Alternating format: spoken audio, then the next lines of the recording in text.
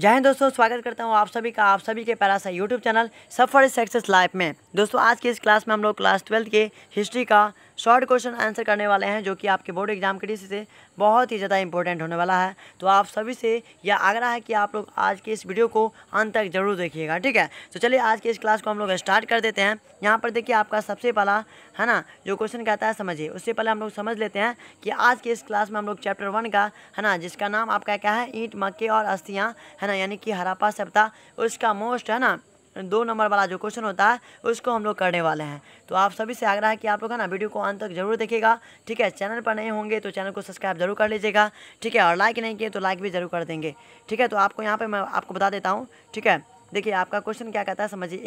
एक number question आपका कहता है यहाँ पे कि सिंधु है ना, सिंधु सभ्यता की खोज पर संक्षिप्त टिप्पणी लिखना है आपको, यानी सिंधु घाटी की जो सभ्यता खोज हुई उस पर आपको क्या लिखना है, संक्षिप्त टिप्पणी लिखना है। तो यहाँ पर लिखेंगे हम लोग सबसे पहले क्या लिखेंगे समझिए इस बात को। यहाँ पर लिखेंगे कि हड़प्पा के खंडहरों का दीर्घकाल तक अपेक्षा है ना, अपेक्ष के बाद भी, ठीक है, अपेक्ष के बाद भी राय बहादुर साहनी ने 1921 में हड़प्पा उत्खनन कार्य करवाया, जो 1925 तक चलता रहा। इतना बात समझ में आ गया। इसके बाद 1926 से 1933 तक मधो स्वरूप वत्स के निर्देशन में उत्खनन कार्य हुआ। उसके बाद क्या है कि मोहनजोदड़ो में 1922 से 23 में राखादास बनर्जी के निर्देशन में उत्खनन कार्य आरंभ हुआ। इसके बाद सर जॉन मार्शल मैके एवं हिलर के निर्देशन में उत्खनन कराया गया। तो इतना बात यदि आप लिख दीजिएगा तो आपको यकीन मानिए इस क्वेश्चन में आपको 2 नंबर बिल्कुल आसानी से मिल जाएगा, ठीक है। और इसका पीडीएफ मैं आपको ग्रुप में सेंड कर दूंगा, ठीक है। तो जो बच्चे है ना हमारे व्हाट्सएप ग्रुप से ज्वाइन नहीं हो पाए हैं उसका लिंक मैंने आपको चैट सेक्शन में दे दिया है, या फिर आप क्या बोल सकते हैं कि डिस्क्रिप्शन बॉक्स में जाइएगा तो वहाँ पर आपको मिल जाएगा आसानी से, ठीक है। ठीक है, या फिर थोड़ा देर रुकेंगे तो मैं अपना व्हाट्सअप नंबर लिख के भी आपको बता दूंगा, उसको आप स्क्रीनशॉट रख लीजिएगा और है ना आसानी से क्लास को ज्वाइन क्या बोलते हैं व्हाट्सएप ग्रुप को ज्वाइन कर लीजिएगा। मैसेज करने के बाद मैं आपको जोड़ दूंगा, ठीक है। तो यहाँ पे आपका क्वेश्चन कहता है कि कार्बन 14 विधि के बारे में आप क्या जानते हैं, इसको बताना है आप लोग, ठीक है। तो बहुत ईजी क्वेश्चन है। इसमें आपका कहता है कि तिथि निर्धारण की वैज्ञानिक पद्धति को कार्बन 14 विधि कहा जाता है, ठीक है। यानी तिथि को जो निर्धारित करते हैं हम लोग है ना, और उसी विधि को हम लोग क्या बोलते हैं, तो कार्बन 14 विधि को बोलते हैं। यानी कि किसी भी पदार्थ का है ना जो तिथि निर्धारण का वैज्ञानिक विधि होता है उसको हम लोग क्या बोलते हैं, कार्बन 14 बोलते हैं। और इस विधि की, ठीक है, इस विधि की खोज अमेरिका के प्रख्यात रसायन शास्त्री BF लिम्बी द्वारा सन 1946 ईस्वी में की गई थी। इस विधि के अनुसार किसी भी जीवित, ठीक है, वस्तु में कार्बन 12 एवं कार्बन 14 समान मात्रा में पाया जाता है। मृत्यु अथवा विनाश की अवस्था में 0 से 12 तो स्थिर रहता है, मगर C14 का नियंत्रण क्षय होने लगता है। जिस पदार्थ में कार्बन की मात्रा 14 की मात्रा जितनी कम होती है वह उतना ही प्राचीनतम माना जाता है, ठीक है, प्राचीनतम माना जाता है। इस बात को आपको ख्याल रखना है और इसे भी आपका 2 नंबर रहेगा ही रहेगा, ठीक है। तो अगला क्वेश्चन आपके यहाँ पे कहता है क्वेश्चन नंबर 3 में क्या कहता है कि पुरातत्व से आप क्या समझते हैं। आपके एग्जाम के लिए बहुत ज़्यादा मोस्ट इंपॉर्टेंट है, इसे आप लोग नोट जरूर कर लेंगे, ठीक है। इसके पीडीएफ मैं आपको ग्रुप में सेंड कर दूंगा, व्हाट्सएप ग्रुप में एंड टेलीग्राम ग्रुप में, ठीक है। तो जो भी बच्चे व्हाट्सएप एंड टेलीग्राम ग्रुप से नहीं ज्वाइन हुए ज्वाइन कर लीजिएगा जल्दी से, ठीक है।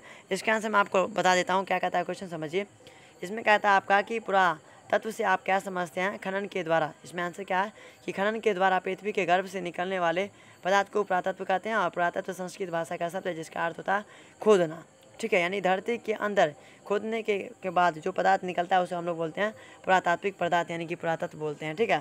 तो ये आपका तीसरा का आंसर हो जाएगा, ठीक है। इसका पीडीएफ आपको मिल जाएगा ग्रुप में, इसके लिए आपको चिंता करने की ज़रूरत नहीं है, ठीक है। और सभी आदमी लाइक कमेंट जरूर कर देंगे, ठीक है, अपने दोस्तों में शेयर जरूर कर देंगे। अगला क्वेश्चन आपके यहाँ पर कहता है क्वेश्चन नंबर 4 क्या कहता है समझिए इस बात को। इसमें आपका कहता है कि हड़प्पा सभ्यता के सड़क व्यवस्था पर प्रकाश डाले। ये भी इंपॉर्टेंट क्वेश्चन है आपके एग्जाम के दृष्टि से, तो इसको भी आप लोग ज़रूर है ना लिख लीजिएगा आसानी से। इसमें क्या कहता है क्वेश्चन समझिए। इसमें आपका कहता है कि हड़प्पा सभ्यता का सड़क व्यवस्था बहुत ही उत्तम था। यहाँ की सड़कें पक्की ईंटों से बनी हुई थी। सड़क के किनारे, दोनों किनारे नाले बने हुए थे। जब कभी बारिश होती थी तो नाले के द्वारा, ठीक है, पानी शहर से बाहर निकल जाता था। यानी वहाँ पर सड़क की व्यवस्था इतना मजबूत था, इतना अच्छा था कि सड़क के दोनों ओर नालियाँ बनी होती थी। जब कभी बारिश होता था तो उस बारिश के पानी उससे निकलकर शहर के एक छोर से दूसरे छोर आसानी से चला जाता था, यानी कि शहर से बाहर उसको निकाल दिया जाता था। सड़क के दोनों किनारे चबूतरे बने हुए थे। बड़ी सड़कों ना से कई छोटी छोटी सड़कों का निर्माण किया गया था। एक सड़क दूसरी सड़क को संपूर्ण है ना मैं काटती थी। इस प्रकार हम कह सकते हैं कि हड़प्पा सभ्यता की सड़क व्यवस्था बहुत ही उत्तम था। ठीक है, बहुत ही अच्छा। उसके बाद देखिए 5वां क्वेश्चन, ये भी इंपॉर्टेंट है, इसको भी आप लोग ना आसानी से लिख लीजिएगा। क्या कहता है क्वेश्चन कि हड़प्पा सभ्यता के विस्तार पर प्रकाश डालिए। तो इसको आप लोग पढ़ेंगे कि हड़प्पा सभ्यता का विकास, ठीक है, हड़प्पा सभ्यता का क्षेत्रफल, ठीक है, कितना है, इकाई दहाई सैकड़ा हज़ार 10,000 लाख 10 लाख करोड़, यानी कि आपका 1 करोड़ है ना 29 लाख, ठीक है, 1 करोड़, 1 सेकेंड, इकाई दहाई सैकड़ा हज़ार 10,000 लाख 10 लाख ही है, ठीक है, यानी कि 12 लाख आपका 99,660 वर्ग किलोमीटर है इसका क्षेत्रफल। किसका? तो हड़प्पा सभ्यता का। हड़प्पा सभ्यता विश्व की सबसे प्राचीनतम सभ्यता है, इतना बात लिख दीजिएगा। उसके बाद आपको लिखना होगा यहाँ पे, क्या लिखना होगा समझिए इस बात को, ठीक है। उसके बाद लिखना होगा आपको यहाँ पे कि यहाँ के उत्तर मैदायामाबाद यानी कि कश्मीर, दक्षिण में मांदा यानी महाराष्ट्र, पश्चिम में और सुतकान कोडर, और पूर्व में है ना आलमगीरमपुर बंगाल स्थित है, ठीक है। उसके बाद आपका यहाँ पे 6वां नंबर क्वेश्चन कहता है कि हड़प्पा सभ्यता के पतन के कारणों को लिखिए। तो हड़प्पा सभ्यता के पतन के निम्नलिखित कारण है, जिसमें से आपका पहला कारण क्या है, बाढ़ भी एक बहुत बड़ा कारण है। उसके बाद आपका विदेशी आक्रमण है। उसके बाद आपका है ना क्या नाम है इसका, भू संकलन। उसके बाद आपका महामारी, भूकंप, ये सब क्या है, तो हड़प्पा सभ्यता के प्रमुख कारण है। इतना बात लिख दीजिएगा तो आपको यकीन मानिए 2 का 2 नंबर आसानी से मिल जाएगा। बहुत ईजी क्वेश्चन है, इसे आप लोग जरूर नोट कर लेंगे, ये भी इंपॉर्टेंट है, ठीक है। उसके बाद सिंचाई व्यवस्था पर प्रकाश डालना है आपका, कहाँ, तो हड़प्पा सभ्यता में जो सिंचाई व्यवस्था होती थी उस पर आपको प्रकाश डालना है। ये भी इंपॉर्टेंट क्वेश्चन है, ठीक है। इसमें क्या कहता है समझिए, इसमें आपका कहता है कि हड़प्पा सभ्यता की सिंचाई व्यवस्था बहुत ही उत्तम है।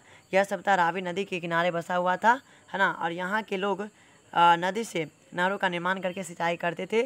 कुआं एवं तालाबों के है ना द्वारा होगा यहाँ पे, ठीक है, कुआं एवं तालाबों के द्वारा भी सिंचाई के प्रमाण मिले हैं। इस प्रकार हम कह सकते हैं कि हड़प्पा सभ्यता का सिंचाई व्यवस्था बहुत ही उत्तम था। यानी हड़प्पा सभ्यता का सिंचाई व्यवस्था और सड़क व्यवस्था दोनों ही गजब का था।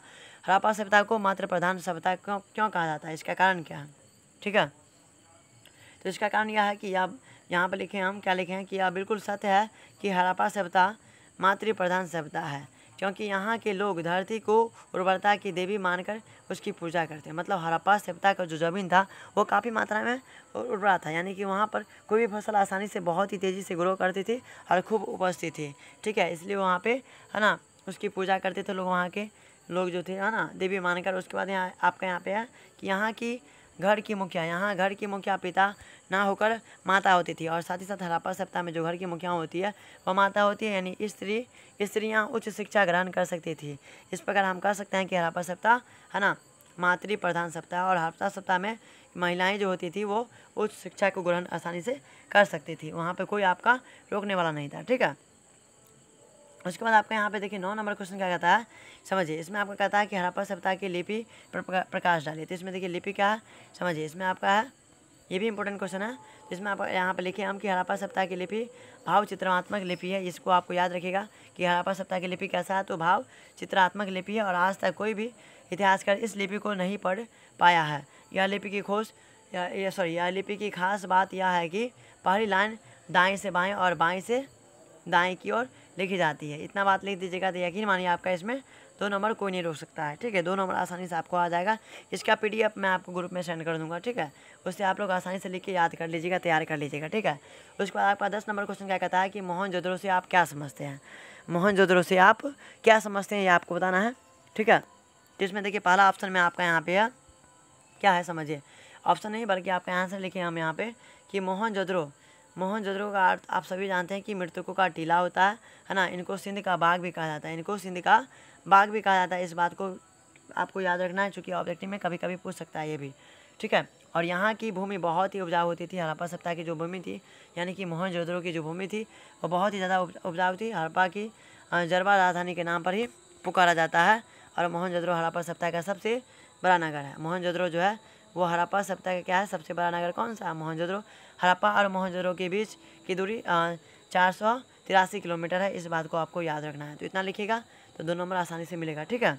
उसके बाद यहाँ पर देखिए 11 क्वेश्चन नंबर है आपका। इसमें आपका क्या कहता है समझिए। इसमें आपको कहता है कि सिंधु सप्ताह को हड़प्पा सप्ताह क्यों कहा जाता है, यानी सिंधु सप्ताह को हड़प्पा सप्ताह क्यों कहा जाता है, इसका आपको बताना है। इसमें देखिए पहला आपका यहाँ पर सिंधु घाटी सप्ताह को हड़प्पा सप्ताह इसलिए कहा जाता है क्योंकि ठीक है हड़प्पा नामक स्थान पर ही सन 1922 ईस्वी को राखादास बनर्जी ने उत्खनन करवाया था।